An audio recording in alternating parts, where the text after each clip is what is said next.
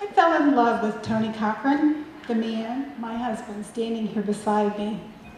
We were 16 years old, and from the very first moment, there was an immediate connection of our souls. We never dated anyone else. They say men always picture the love of their life at the stage they were when they fell in love. Lucky for me. If that's true, Tony sees me as a hot chick in a Catholic schoolgirl uniform, sporting long brunette hair, always parted down the middle, straight and fine as fishing line and fish scented. Yep, I worked at Arthur Treacher's Fish and Chips. And each day I varied my hair scent from a delicate cod to an aromatic fried shrimp.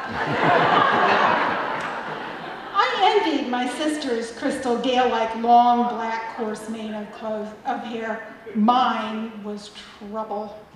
But I'd lie in bed at night and comb it out flat over the nubby white bedspread my grandmother gave me and think my hair was beautiful. The only change I thought I would have to deal with concerning Vickie's hair was to watch it gracefully go gray as we enjoy our middle age. We fell in love at 16 when her hair was long and brown and parted down the middle. And later, at 25, we were married. You pop that puppy up there, Adam.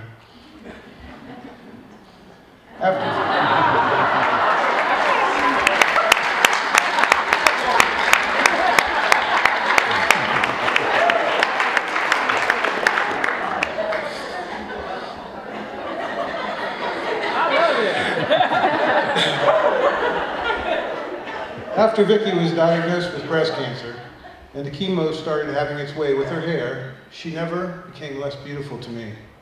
Over the years, I have stroked her hair, stroked it right down the middle. It drowses her to sleep. But when she lost her hair, the part became her entire head. So I'd stroke her entire head, sort of like a large, warm tennis ball. Vickie was not alarmed about losing her hair, at least not as alarmed as about losing her breasts or possibly her life.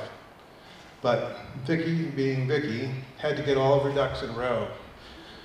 So we went wig shopping. We went to Bethany's shop over my head. Now Bethany's great with these before I go bald experiences. It's a poignant time and a delicate dance with an already fearful woman's ego. I remember Vickie trying on one particular topping and my thinking, oh, that's hot. But I reminded myself that things weren't going to be hot again anytime soon. I would tell Vickie how nice the wig looked and how natural and pretty it would be, but all the while I just worried that I might not get to keep her around at all, let alone her hair. Tony and I helped his mother battle breast cancer for 10 years, but she always refused chemo because she did not want to lose her hair. This loss of hair was not the worst of my concerns, but let's be practical. It was going to go, and I needed some headgear. I also wanted to look familiar to my mom, who has a memory disorder and would be confused by my new bald top. I was not a wig girl. I was not a hat girl. I hated girly dress up as a kid. I always wanted to be a star in combat instead. Maybe a helmet would be a new uniform to keep my head warm. Nope. Tony and I went wig shopping before I lost my hair. He took photos of me in wigs, and we joked about styles and colors, and I decided that however long it took my slow tide of hair to grow back, I would once again be a long-haired brunette.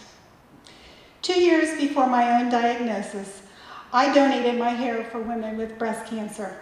My good karma came back to me when Tony and I splurged on a human hair wig.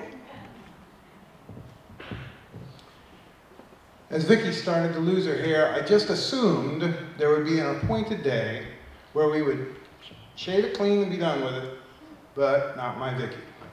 She decided to keep it as long as possible, even as it dwindled to long gossamer strands of angel hair that floated around her head like a halo before bailing out to the pillow, the shower floor, generally everywhere. Everywhere. She never became less beautiful to me, but she did start to look a bit different. Hair doesn't fall out quickly or evenly. It departs in patches and fits and starts. Losing my hair became sort of an accepted adventure.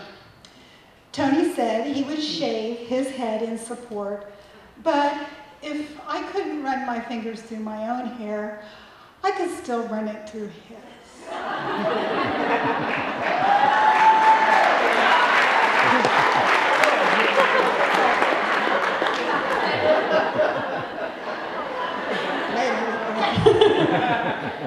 He was relieved.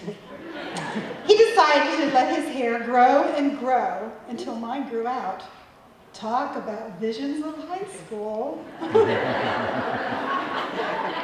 Survivors and my sister Rose, who's sitting over here, told me it would be traumatic to lose my hair, and I should cut it or shave it and take control. I was told it would fall out 3 weeks after my first chemo, and I'd wake up with hair all over the bed, I'd choke on it, the plumbing would be damaged in the shower, and stop. It didn't fall out until my third chemo, and never all over the bed. I found myself more curious about this than traumatized. I would pick up the few long bits that fell out at night on my pillow, and then gently comb out handfuls, put the hair in a paper towel, and ask Tony to put the hair in the bushes so the spring nesting birds could use it to line their nests.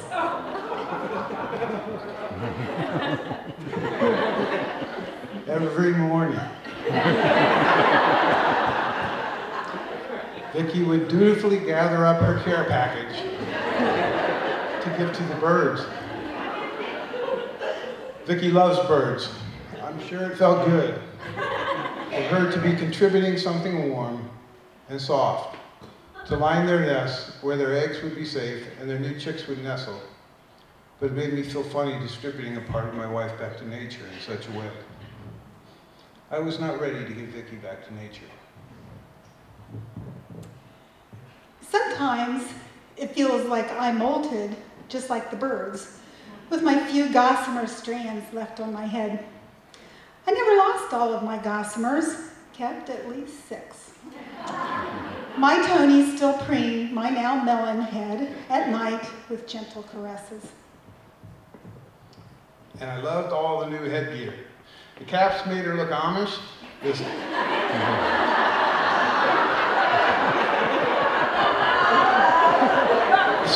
scars made her a pirate. The wig stood me back to when we were young, and her true color was not a noble gray. But the best part was when she didn't wear anything up there.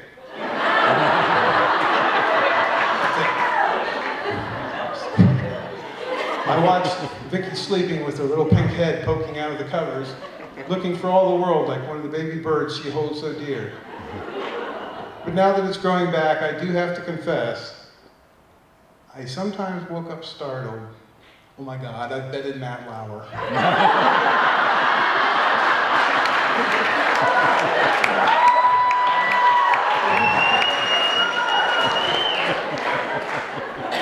But I'll get these things straightened out quickly in my head. One morning, when I told Tony I was going to wash my hair, but of course we're talking 6 hairs here, I found myself looking in the mirror, smiling with self-discovery. I had lined the bird's nest with my fallen hair. For me, losing my hair was a symbol of life expected. For me, growing new hair these past 178 days is also a symbol of life expected.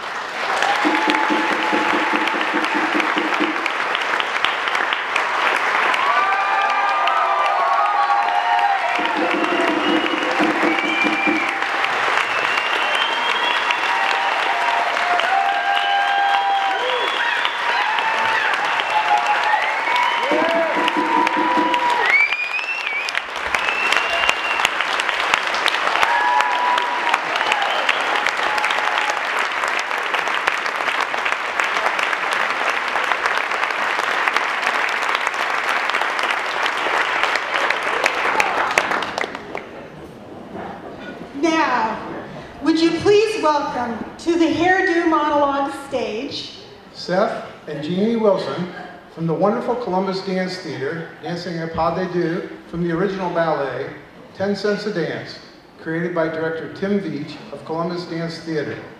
The song is Come In From the Rain. Seth and Jamie?